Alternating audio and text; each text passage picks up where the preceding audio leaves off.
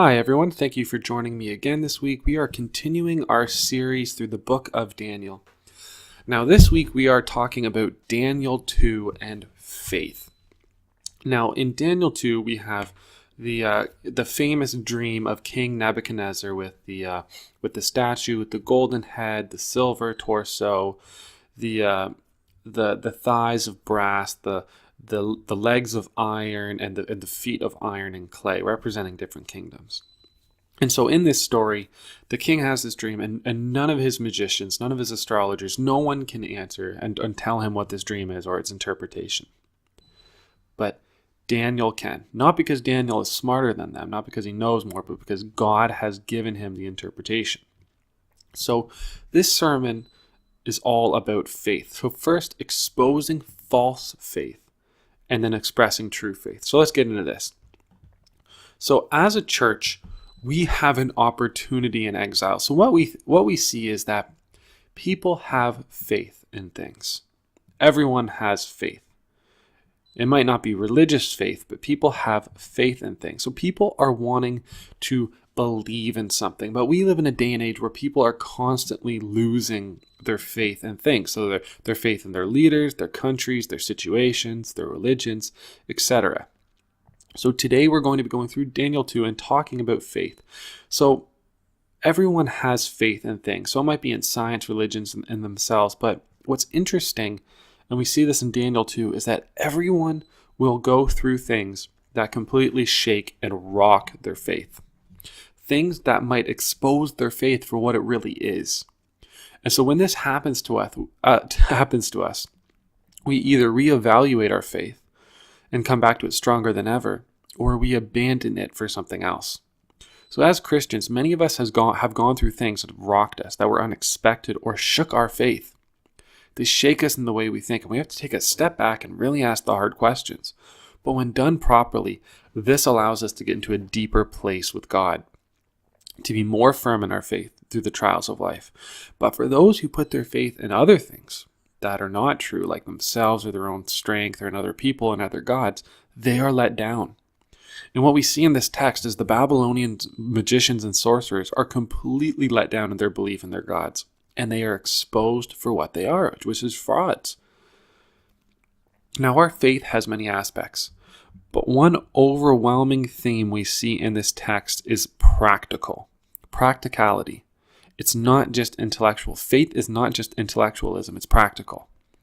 Daniel is yet again, and we see this many times in Daniel, faced with a circumstance in which his very life is on the line. But what is more, the situation is not dependent on him. So this situation it's not about how much he knows, it's not about how much he does. It's not dependent on him. So he's being asked to interpret a dream that he has not been told. He doesn't know it. This is an impossible task. No human could interpret a dream they have not ever been told. Daniel is in a situation in which he has to completely trust on God. Daniel himself knows he can't interpret the dream on his own. So this is where true faith is revealed.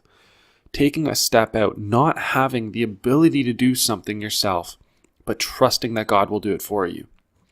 And in our own society, sometimes we can call this foolishness. We can call this stupid, stepping out in which you don't think you can actually do something. So this morning, my hope is that you will leave here knowing that in exile, in a nation that is no longer Christian, we must have faith that our God is doing things, that He will come through for us.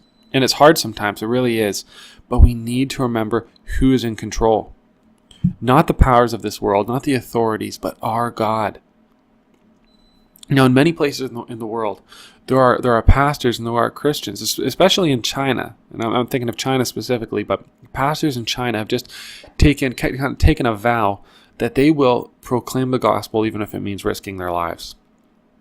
Now, why are they doing this? And it's because they're being put in situations where they're being forced to compromise, but they do not want to compromise. They will share the gospel no matter what. So what gives them this level of faith is practice. It's prayer and it's proclamation, and it's knowing the prophecy of our future. So this is what allows us to take risks like these pastors, like Daniel. It's practical application. So again, true faith involves practice, involves prayer. it involves proclamation, and because of the grace of God, it involves prophecy. Now we're going to be going into depth on each of these. So now the first thing we're looking at before we get into the practical application of faith, it's exposing false faiths. So this is in Daniel 2:10-13, where the story really kind of begins. So the king has a dream that frightens him, and he knows this dream is of great importance, so he calls in all the magicians and astrologers to interpret the dream for him. Now this was the role Daniel was in, but it seems like he wasn't called here with the others. So the king wants to have these men interpret his dream as they claim the gods revealed the meaning of the dreams to them. So these astrologers and sorcerers, they would have interpreted other dreams for the king before. They would have told him the meaning of it. But the king was smart. So he knew that if the gods were really giving them the meaning of this dream, then the gods could also tell them what the dream was as well. So in 10-13 it reads, the astrologers answered the king, there's no one on earth who can do what the king asked. No king, however great and mighty, has ever asked such a thing of any magician or enchanter or astrologer. What the king asks is too difficult. No one can reveal it to the king except the gods, and they do not live among humans. So this made the king so angry and furious that he ordered the execution of all of these wise men in Babylon. So the decree was issued to put the wise men to death, and the men were sent to look for Daniel and his friends to put them to death. So you see what happened here is the wise men of that day were put in a situation where their faith was on the line. If the gods were really speaking to them, then the gods could clearly give them the knowledge of what the dream was. But the wise men responded saying that what the king asked was too difficult, that they could not interpret the dream. So what the king's reaction here shows us how bad this is. He realizes that these men are frauds. They don't hear from the gods, and they probably never have. So it exposes them for all of their false interpretations of past things. Now the wise men themselves would have been shaken. I'm sure that many of them thought they were interpreting real dreams from the gods. I'm sure that they weren't just faking all of this. They really would have believed that they were being given interpretations by the gods. But now they're being exposed that this is all false, that their gods really aren't giving them interpretations. And now they're losing the public's trust, as now they don't hear from the gods. So what do we put false faith in? So the hardship of life will expose these false faiths. It will. And in my own life, I've had this before where I've put faith in myself, my own talents. And when I fail, I feel let down. But this is because I need to put my trust in God, not myself. So what do you put your faith in? Is it in relationships, your job, yourself?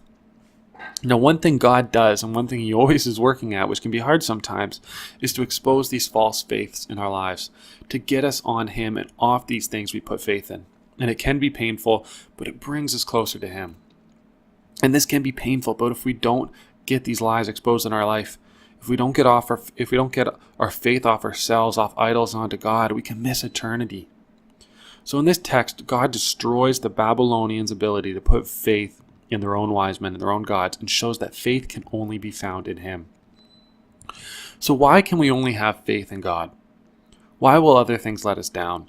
And that is because our faith is dependent on the faithfulness of God. I want to repeat that. Our faith is dependent on the faithfulness of God. We are not strong enough to have faith all on our own. And we are not expected to either. That's the great part. Our faith comes from knowing and responding to God's faithfulness to us. That's how good and amazing our God is. Now, our faith as a response to God's faithfulness is really expressed in 3 steps. So that's practice, that's prayer, and it's proclamation. Now we're gonna talk about what these things mean, so don't worry about it. So in verses 15-16 it reads, he asked the king's officer, why did the king issue such a harsh decree? Arioch then explained the matter to Daniel, and at this Daniel went into the king and asked for more time so that he might interpret the dream for him.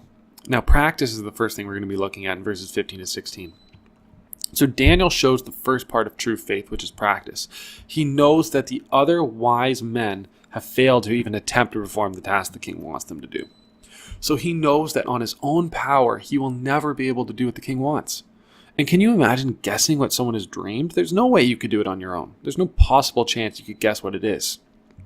Yet Daniel knows that nothing is too hard for his God, and that his God knows the dream the king has had. So Daniel trusts God, and this isn't an intellectual trust.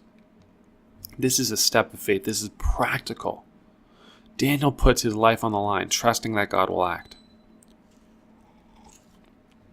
Now, this practical application is something we can miss all the time. We talk about faith, we intellectually trust in God, yet how often do we step out in faith, trusting God will act? In my own experience, I am so humbled every time I step out in faith. Every time I do something in which I know I can't do on my own and I think I'm going to be totally let down, God works so powerfully.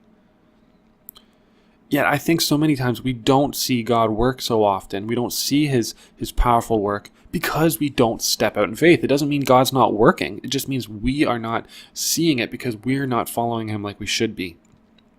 Now, in a Francis Chan sermon I watched, he was speaking about his experience working in a megachurch, how they were so focused on experiencing God, on feeling God, on wanting the Holy Spirit to come down and shake their church. So they tried to make it happen through artificial means, by doing more worship, by prayers, and it never happened. Now, Francis Chan was really asking, why didn't God do this? Why didn't he bring fire out of the sky like he did with Elijah, or close the lions' mouths like in Daniel? Why is this same God not working so powerfully in our churches? But God said something to Francis that I think is quite profound. God said to him, I didn't do these things to those in church. I did it to those who were out there. And you see, we focus so much on wanting to feel God more and experience him in our safe, comfortable environments. Yet I don't think we ever will. We might, but I really don't think we will that often, unless we are faithful and actually take steps of faith. To speak to people about the gospel even though we're scared, to do things that we know we can't do in our own power. We know and trust God is asking us to do them. That's practical faith.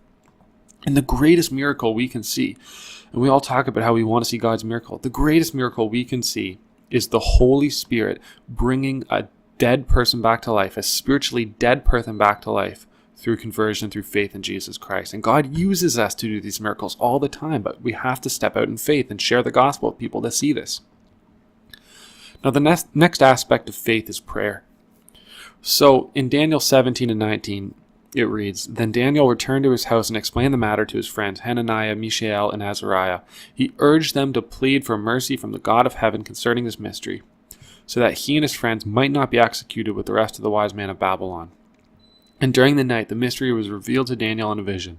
Then Daniel praised the God of heaven. And immediately after stepping out in faith, after his practice, he goes home, and he and his friends pray for God to be merciful and reveal this mystery to them.